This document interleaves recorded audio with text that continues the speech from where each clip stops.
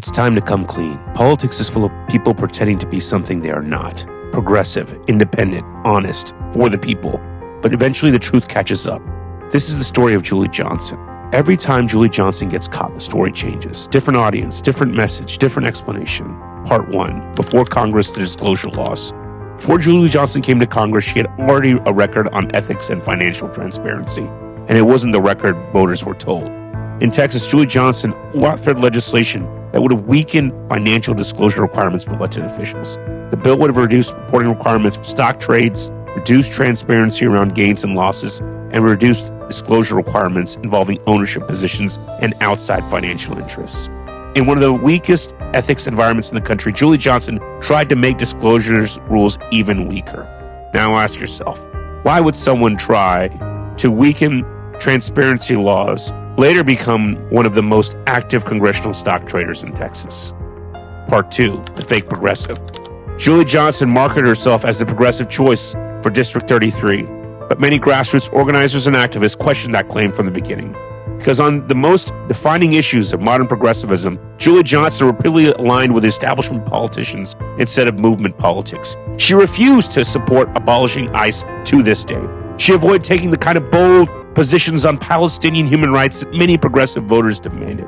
And while true progressives were in the race, people like myself, her campaign still attempted to brand her as the movement's candidate.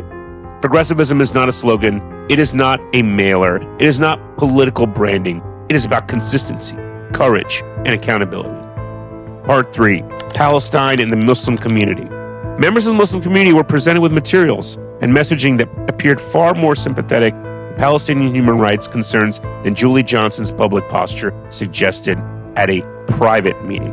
But when those materials reportedly reached AIPAC and generated backlash for Julie, the response changed. Instead of firmly standing by the messaging, Julie Johnson distanced herself from it and criticized the members of the community for circulating it publicly. It was a private document. That left many voters asking simple questions. Will Julie Johnson say or do anything to get elected? And does she overtly pander to every community? Part 4, AIPAC and special interests. Julie Johnson publicly tried to minimize concerns about AIPAC influence in her campaign, but public fundraising records and political support networks tell a more complicated story. Organizations aligned with AIPAC supported her politically. Pro-Israel lobbying money became a significant part of her campaign network. And many progressive voters began asking whether Julie Johnson was truly independent or simply another politician too tied to powerful interests. At the end of the day, she said she needed the money and we weren't going to give it to her. Part 5, the stock trades.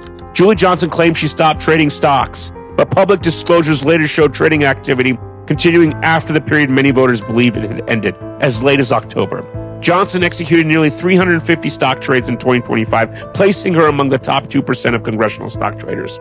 Then came questions around Palantir. While serving in Congress with oversight responsibilities connected to Homeland Security matters, disclosures showed financial activity involving Palantir stock. Even while publicly criticizing mass deportation policies, she was financially tied to a company deeply involved in ICE surveillance infrastructure. She purchased Palantir stock on January 15th and February 12th. She then sold it in April and June for a profit. Afterward, she sold it as soon as she became aware she owned it, after first claiming she didn't know anything about it.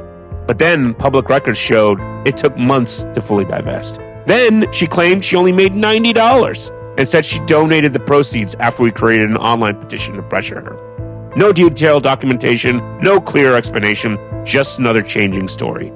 Part 6, the timeline doesn't match. Julie Johnson repeatedly described attacks on their stock trading as baseless, disingenuous, and ridiculous. She publicly claimed that she was already divesting, but disclosures show her continuing trading for months afterwards. She posted online, "Walking the walk is more difficult and more important than talking the talk."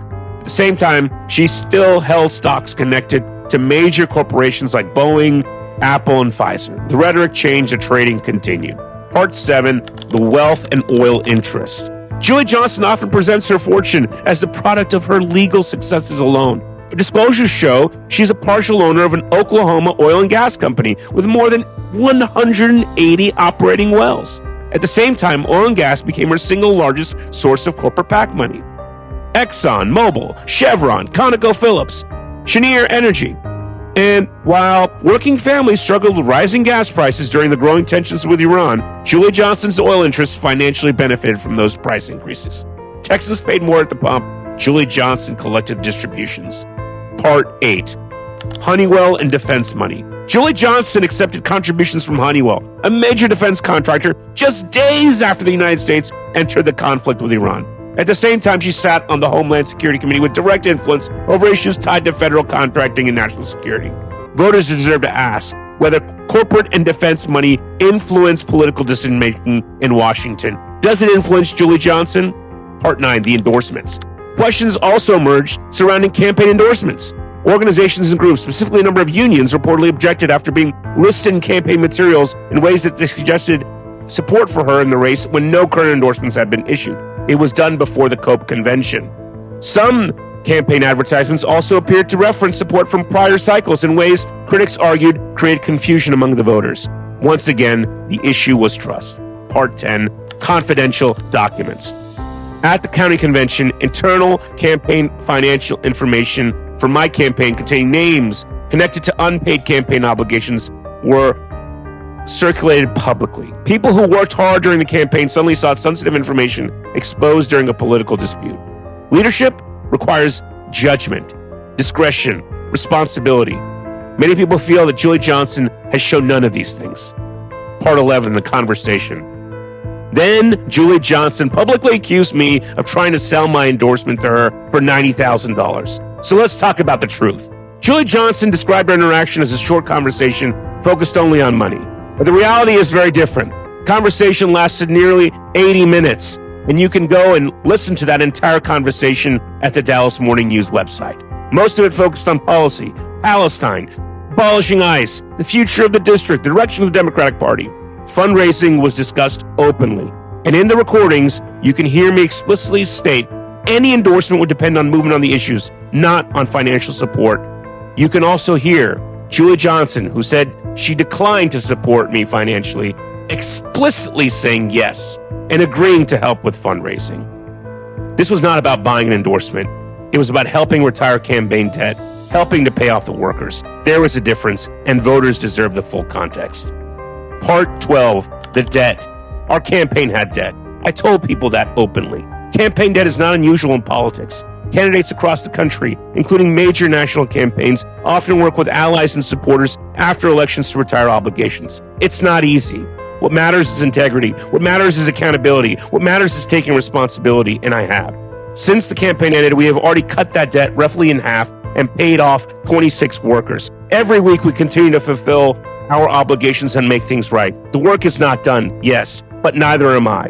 And there's a major difference between struggling financially while fighting for working people and becoming wealthy while serving in Congress, making over $4 million in 1 year in Congress while being worth almost $50 million. A difference between grassroots movements and political machines, between transparency and deception, between taking corporate PAC money and saying no. This campaign was never about power. It was about truth. It was about dignity. It was about building a politics that actually represents ordinary working people. And that fight continues. Epilogue. This election is not about perfection. It is about trust. Do politicians tell the truth? Do they mean what they say?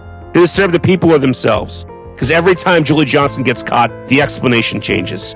Different audience, different message, different story. Texans deserve better than that. We deserve better than that. The voters deserve better than that. How about someone with some integrity? The time for establishment politicians lying to us is over. Now it's time for us.